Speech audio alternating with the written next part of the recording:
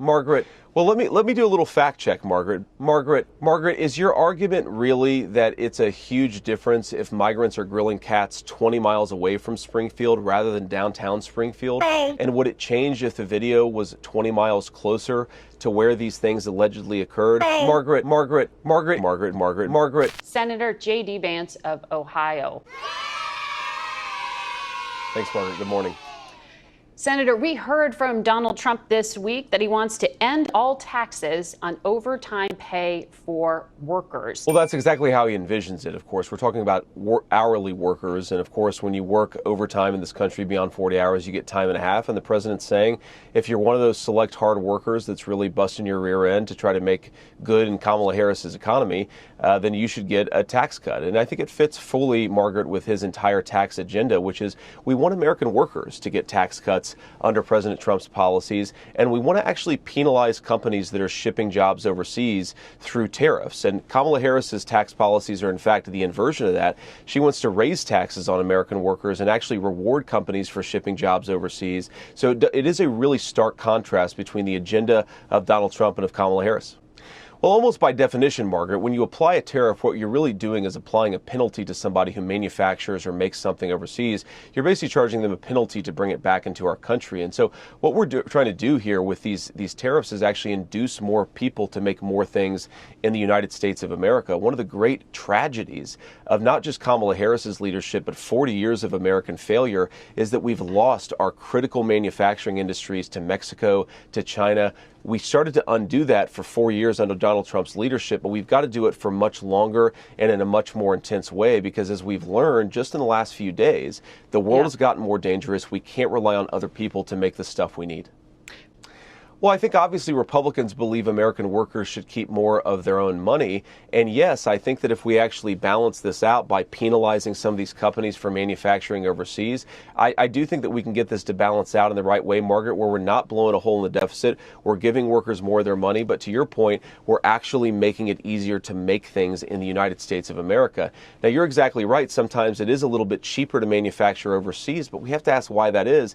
It's because a lot of these foreign countries use literal slave labor in manufacturing. We should not be allowing slave laborers to benefit from American markets. If you want access to our market, you've got to pay our workers fair wages. That is the Trump agenda, and it's something he already implemented once, by the way, Margaret, but is going to double down on in his second term.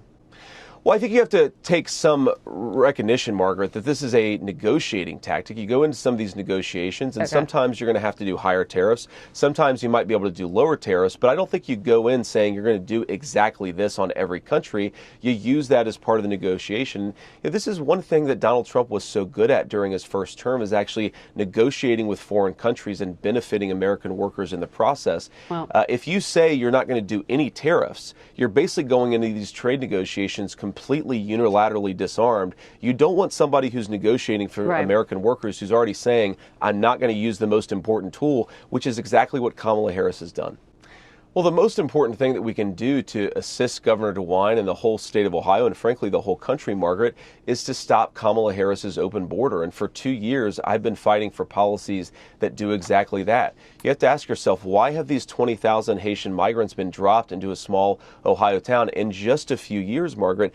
And the answer is because Kamala Harris implemented what's called temporary protective service for over 100,000 Haitian migrants. She basically, with a magic wand, granted amnesty to thousands of people who shouldn't have been in this country, and now a small Ohio town is dealing with the consequences. And to anybody listening, Margaret, this is what Kamala Harris wants to do to every town in this country.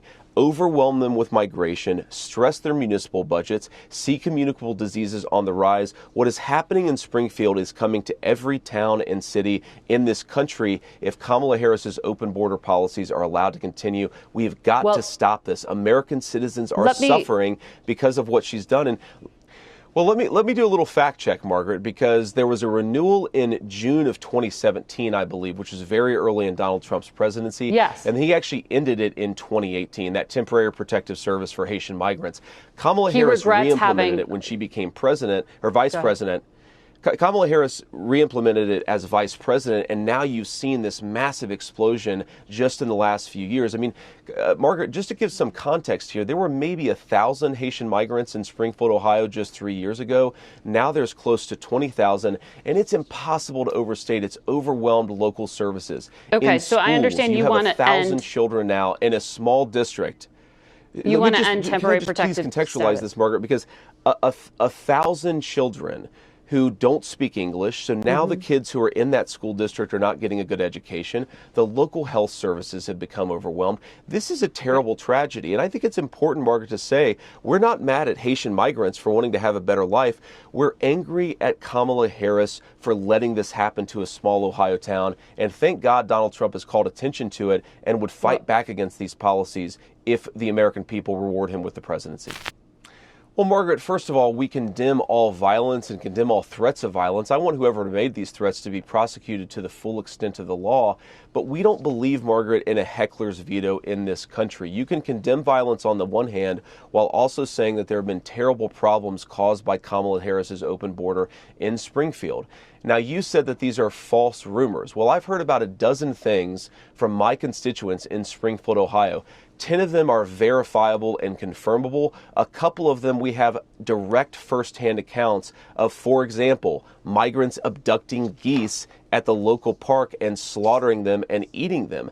Now, maybe all of these constituents are lying to me, but I would appreciate if the American media showed up and did some real investigation rather than amplifying the worst people in the world. Why is somebody calling it a bomb threat, Margaret? It's because they want attention. I think that we should ignore these ridiculous psychopaths who are threatening violence on a small Ohio town and focus on the fact that we have a vice president who's not doing her job in protecting that small Ohio town. Margaret, we've been hearing about these problems for months, even in some cases for years, and the problem here is not that Donald Trump and I have called out what's happened to Springfield. Margaret, you only documented it after Donald Trump called attention to it. And so, look, with all respect to the Springfield mayor, we've heard from many people who live in his town who are grateful, Margaret, for the fact that we are now talking about these problems and trying to solve them. We don't want anything bad to happen to Springfield, but the worst thing that's happened to Springfield in the last 20 years is that Kamala Harris allowed 20,000 migrants to be dropped on the front door with no plan to assimilate them, no plan to care for them, no plan to help the residents deal with the massive strain on social services. I understand. Look, I talk to a lot of people in Springfield. People are frustrated with the national media attention. Some people are also grateful that finally someone is paying attention to what's going on. You're never going to get this stuff perfect, Margaret, but that's why Kamala Harris shouldn't have done this in the first place. These people are suffering because she didn't do her job. Margaret, is your argument really that it's a huge difference if migrants are grilling cats 20 miles away from Springfield rather than downtown Springfield? And would it change if the video was 20 miles closer to where these things allegedly occurred? My point here is that the American media ignores these stories. Everybody who has dealt with a large influx of migration knows that sometimes there are cultural practices that seem very far out there to a lot of Americans. Are we not allowed to talk about this in the United States of America, Margaret, because the American media is more interested in fact-checking innocent people who are begging for relief than they are in investigating some of these claims?